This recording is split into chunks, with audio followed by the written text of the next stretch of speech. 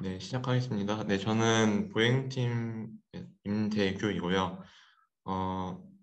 보행팀인데 제가 지금까지 좀 아바타 원격 제어 쪽 제어기 작성 일을 해가지고 발표는 아바타 로봇 텔레오퍼레이션 전제 프레임워크에 대해서 좀 설명드리는 발표를 하겠습니다.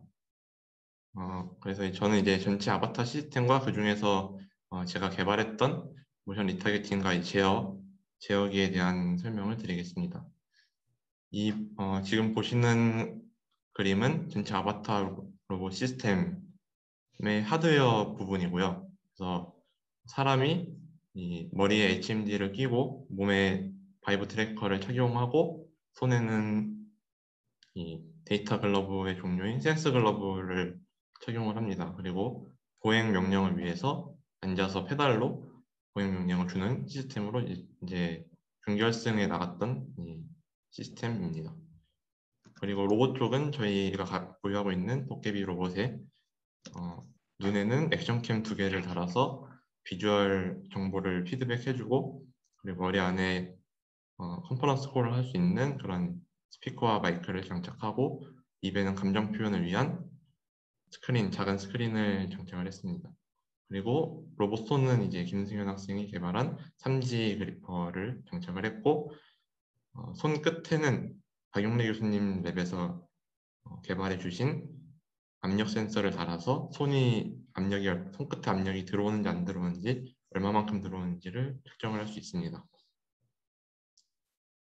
근데 이제 전체 시스템을 만든 게 이제 처음부터 이렇게 계획을 해가지고 된 거는 아니고요. 중간중간에 많은 변화와 시행착오들이 있었는데, 이제 그런 많은 디자인 선택 속에서 어떤 기준으로 이제 선택을 해야 될까 했을 때 저희 대회 목적에 맞춰서 최대한 텔레프레젠스, 그러니까 내가 로봇이 된 것 같은 느낌을 줄 수 있는 방향으로 이제 좀 디자인을 하려고 노력을 했고, 그리고 많이 쓰다 보면서 이제 느꼈던 점이 이게 뭔가 장비를 착용하고 조작하는 게 불편하면은 하기가 싫어지더라고요. 제가 만든 거도. 그래서 이제 최대한 사용하기 편한 방식으로 만들자라는 그런 두 가지 목적을 가지고 했던 것 같습니다. 지금 돌이켜보면은. 그리고 전체 컨트롤러에 대해서 이제 좀 설명을 드릴 건데요.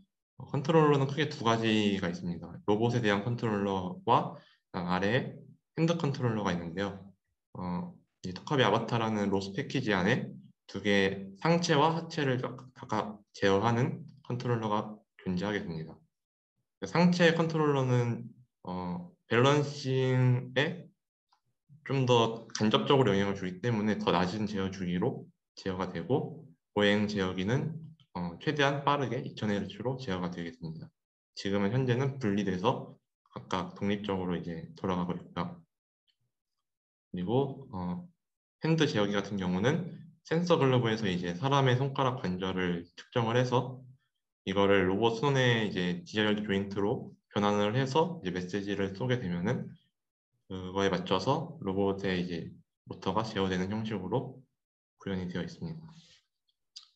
뒤에 이어서는 이제 이 어퍼바디 컨트롤러에 대해서 주로 말씀을 드리도록 하겠습니다.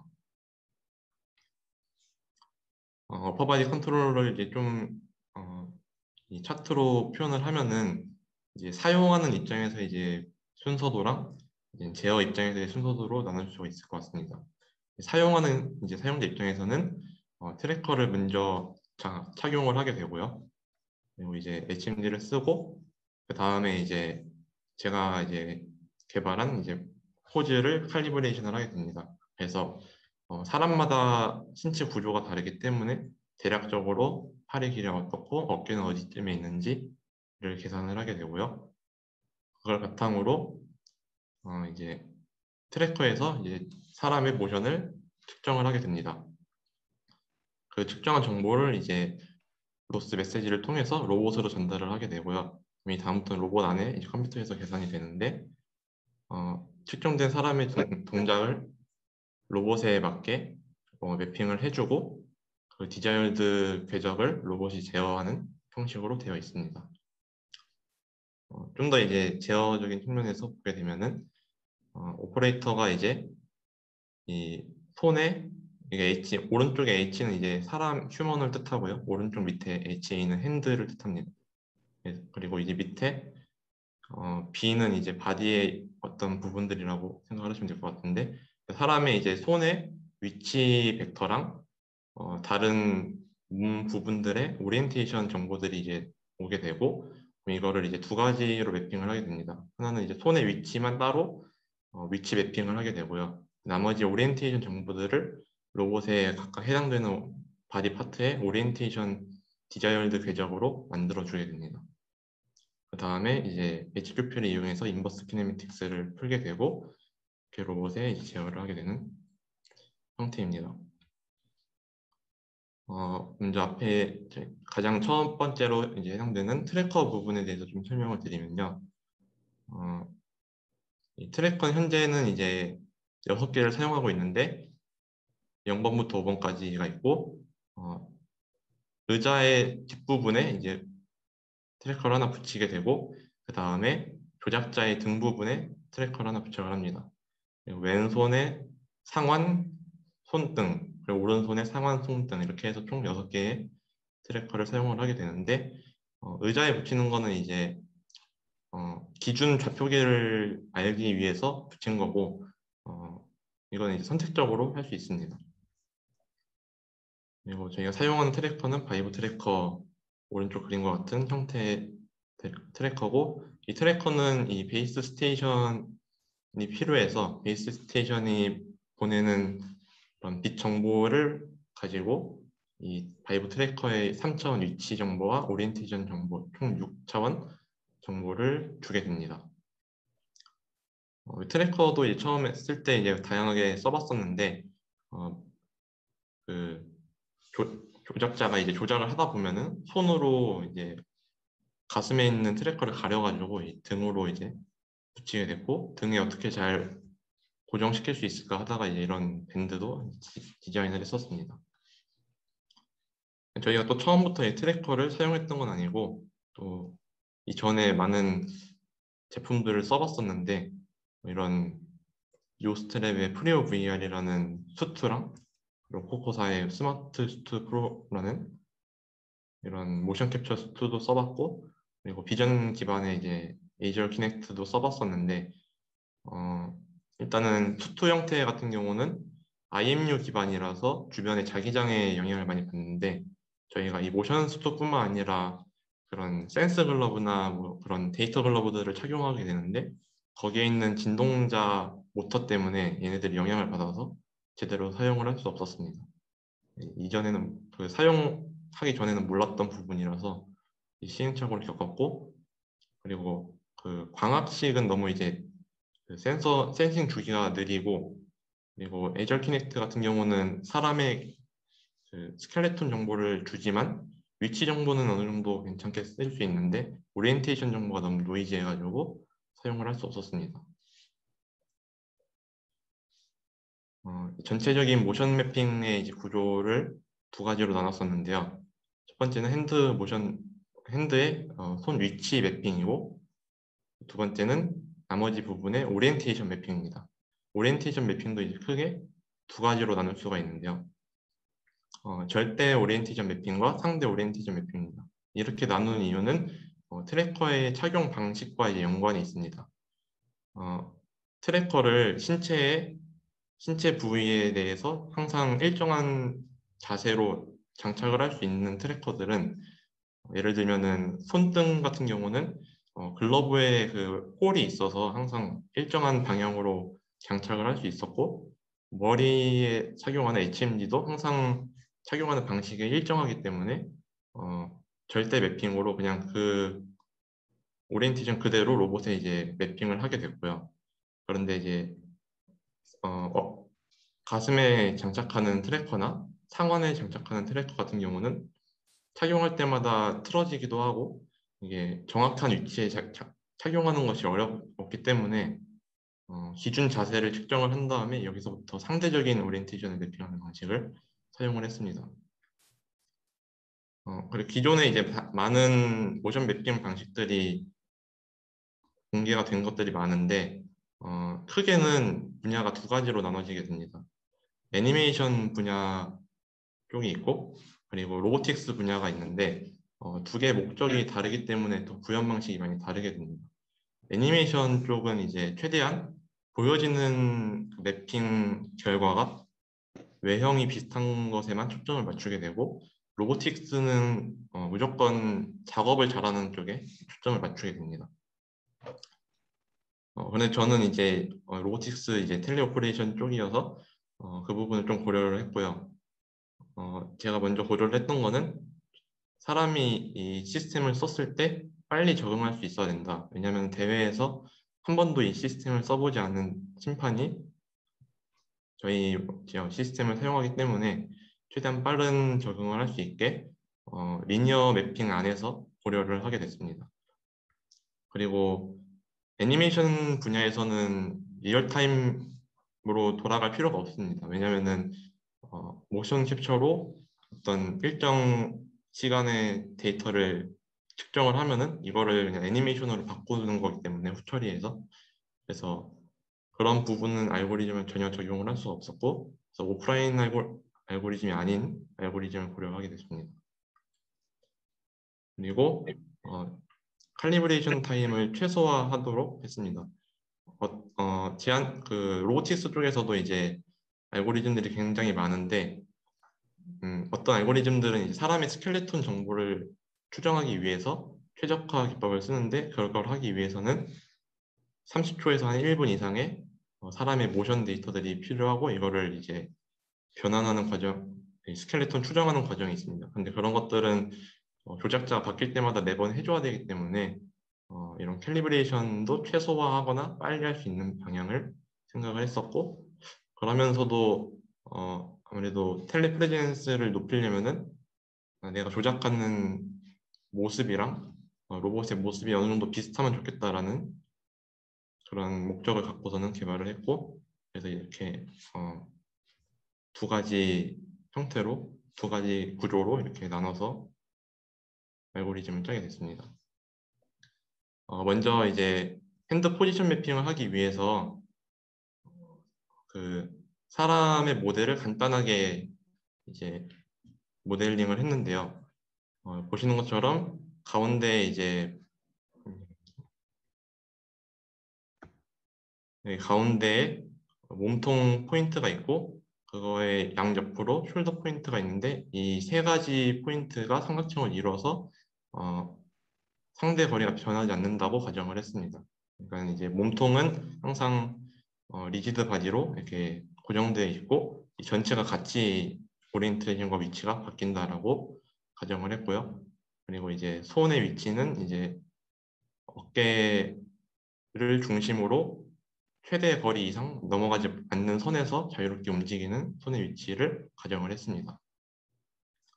그리고 어깨 중심과 팔꿈치 중심, 손의 중심으로 이루어진 삼각형을 이제 암 플레인이라고 정의를 했습니다.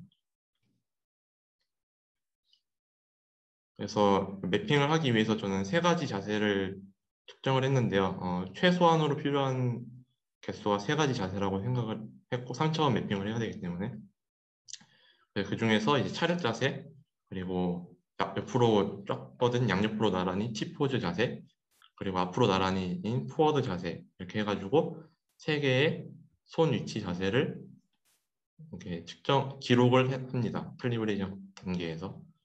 그 다음에 이 기록된 세 가지의 손 위치를 가지고 어깨가 어디에 있을지를 추정을 하게 되는데요. 저는 두 가지 조건을 만족하는 점을 어깨라고 이제 정의를 내렸습니다.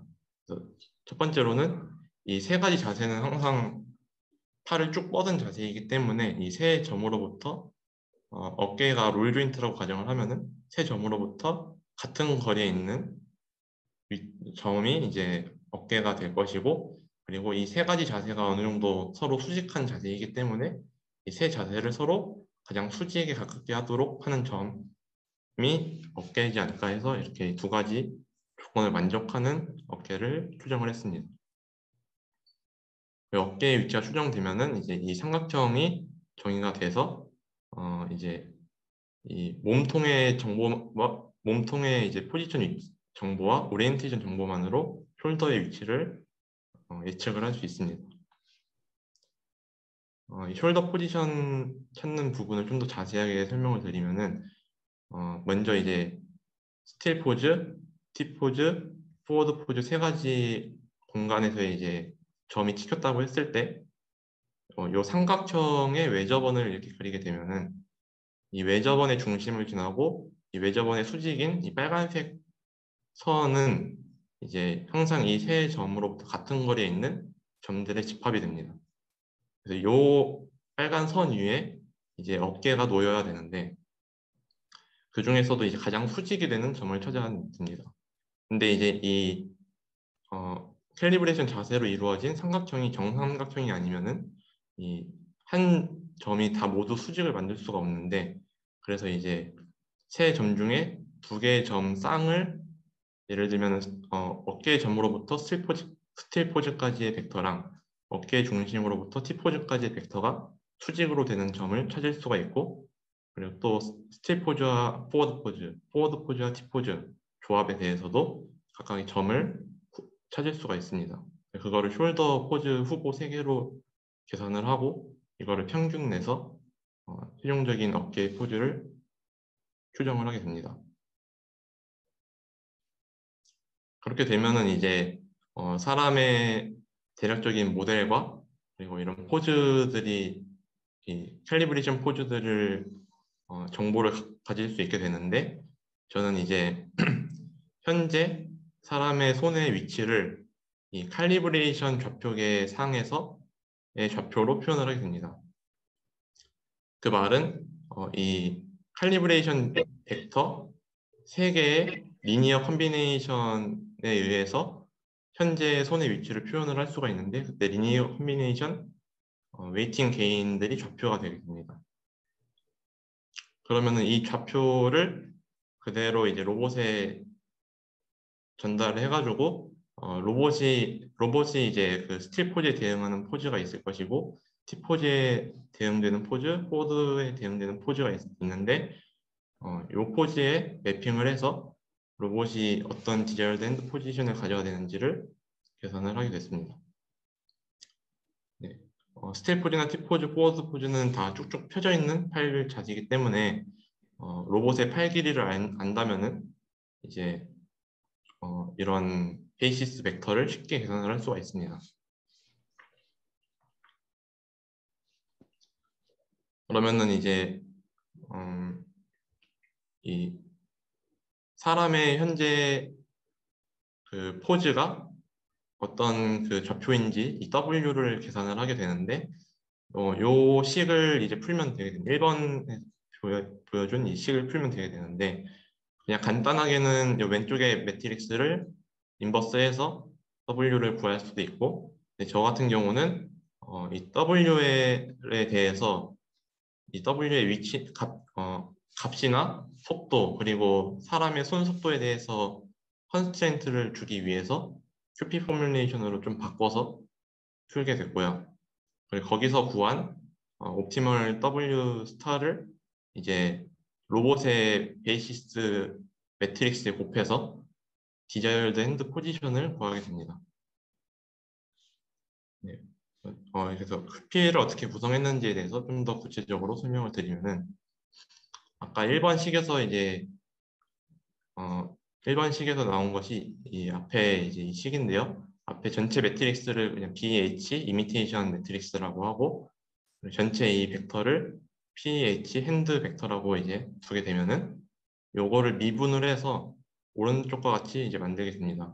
근데 이제 그냥 미분을 적분해 버리면은 트랜슬레이션 드리프트가 생길 수 있기 때문에 CLIK 형식으로 이렇게 피드백을 줘서 네, 속도 디자이어들을 정하게 됐고 요 3번 식을 3번 이 이퀘이션을 미니마이즈 하도록 QP를 푸는데 이제 제가 원하는 제한 조건들을 추가를 했습니다.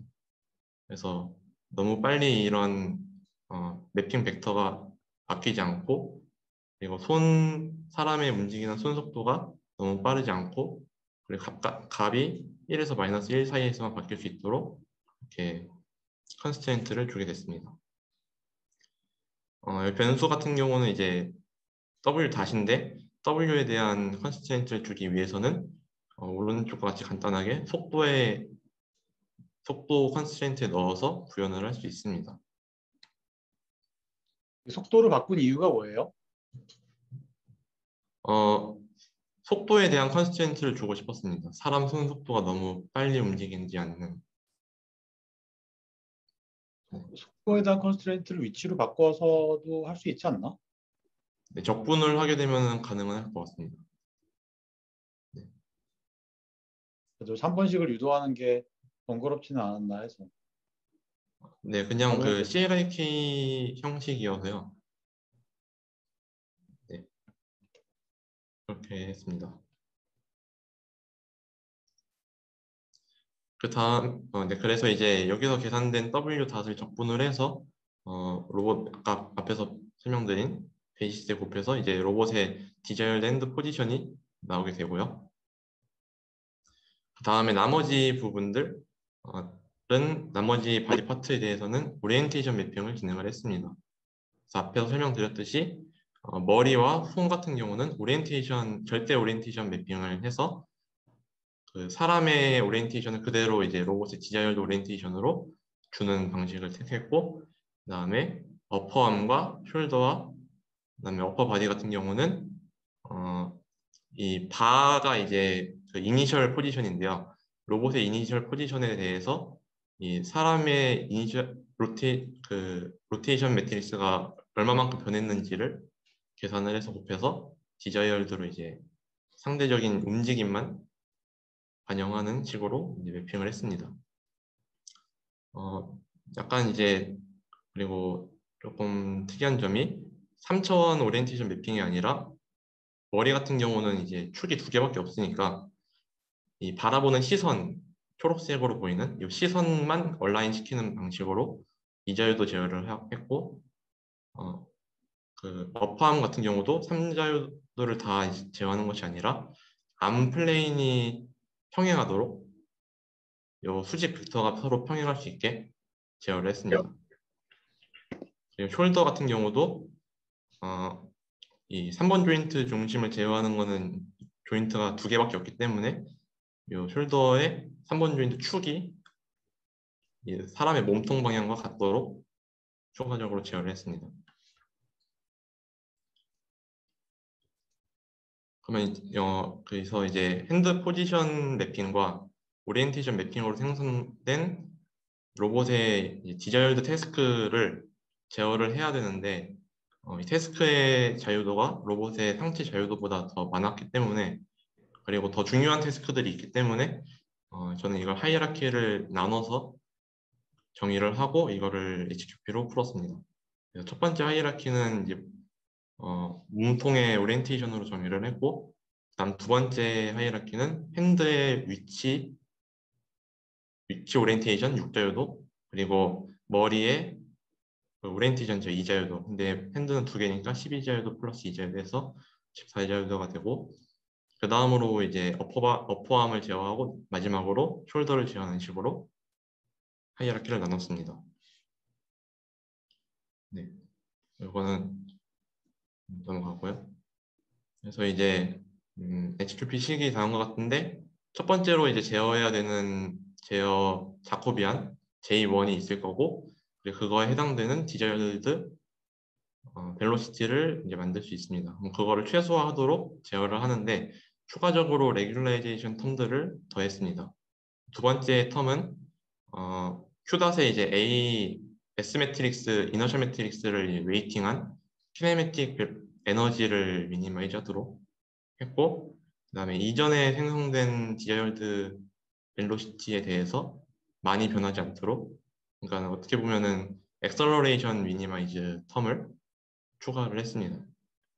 그리고 컨스트레인트로는 조인트 벨로시티 리밋, 그다음에 로봇의 핸드 벨로시티 리밋, 그리고 로봇의 조인트 포지션 잘못 썼네요. 조인트 포지션 리밋입니다. 그리고 첫 번째에서 이제 QP에서 해가 나오게 되면은 두 번째 태스크에 대해서 한 번 더 풀게 되는데 이때 달라지는 점은 컨스트레인트로 첫 번째에서 풀었던 해에 대해서 첫 번째 태스크가 유지될 수 있도록 하는 이퀄리티 컨스트레인트가 하나 더 들어간다는 점이 이제 달라지는 점이고, 세 번째 하이라키에서는 이제 첫 번째 태스크와 두 번째 태스크가 이제 둘 다 들어가게 됩니다. 그런 식으로 해서 네 가지의 이제 하이라키를 다 풀어서 로봇의 Q.desired가 나오게 되고, 이를 적분을 해서 desired 조인트 포지션을 계산을 하게 됩니다. 여기서 계산된 desired 포지션과 desired 벨로시티를 가지고 이제 PD 제어를 해서 로봇의 토크 명령을 주게 됩니다. 어,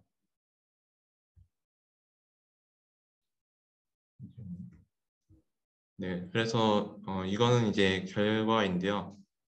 제가 개발한 이제 핸드 포지션 매핑 방법과 다른 로보틱스 분야의 다른 그룹에서 사용하는 여러 알고리즘 중에서 이제 그냥 절대 매핑, 로봇의 손을 그대로 매핑하는 방법과 로봇의 팔 길이에 대해서 비례해서 하는 매핑에 대해서 이제 외형적인 차이를 보고자 이제 비디오를 만들었습니다.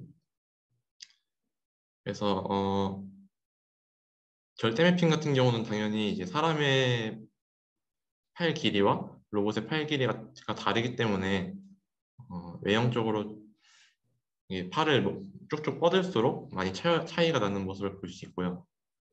그리고 팔 길이에 대해서 어느 정도 비례를 해주면은 좀 더 자연스러워지는데 어깨 그 넓이에 대해서도 다르기 때문에 또 이 Y 방향에 대해서는 조금 외형적으로 달라질 수 있고 제가 했던 방식은 이제 외형적으로는 많이 비슷하게 보일 수 있는 방식이라고 생각을 했습니다. 이거는 이제 대회 때 이제 실제로 알고리즘을 사용해서 조작을 하는 영상이고요. 그래서 이분이 이제 이거 처음 이제 사용을 하셨는데 앞에 1시간 정도 이제 교육을 듣고 이제 그 뒤에 1시간 동안 시나리오를 하는 영상이고요. 다행히도 이제 적응하는 데는 그렇게 큰 무리는 없어 보였습니다.